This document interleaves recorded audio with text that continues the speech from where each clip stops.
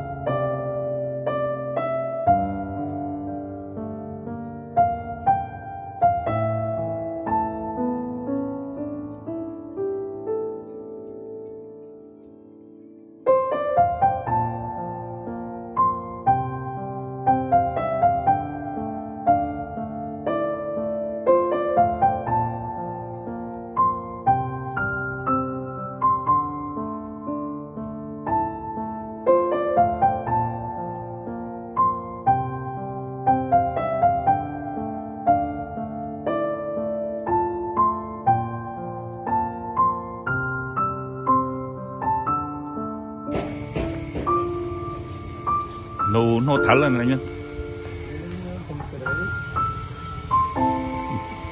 con thấy nó thở chắc cái thằng nó thở này úp hả mình đừng nói thấp nạn đi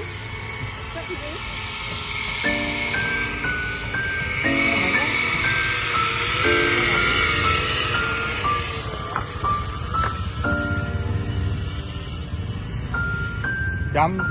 lóng cái chọc ham trên đâu cũng hơi đi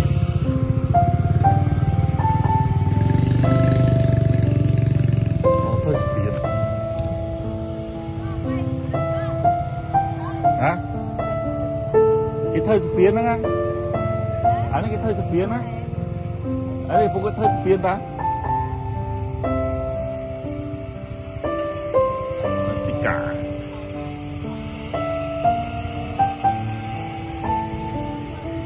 cái thời spiên nó xuôi chỗ lại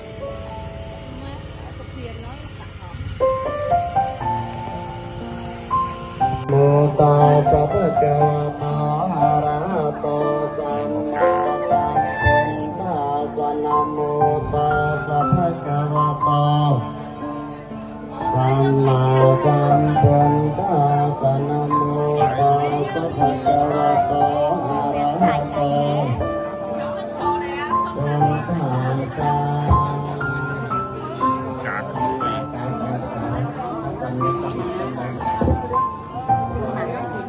itu cara biasa tampil lah. Okasa ikman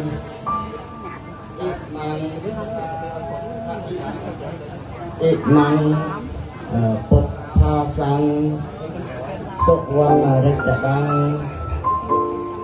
Sok Mangkalang Atthama Tukayampe Ikman Puthasang Sukwana Rekadang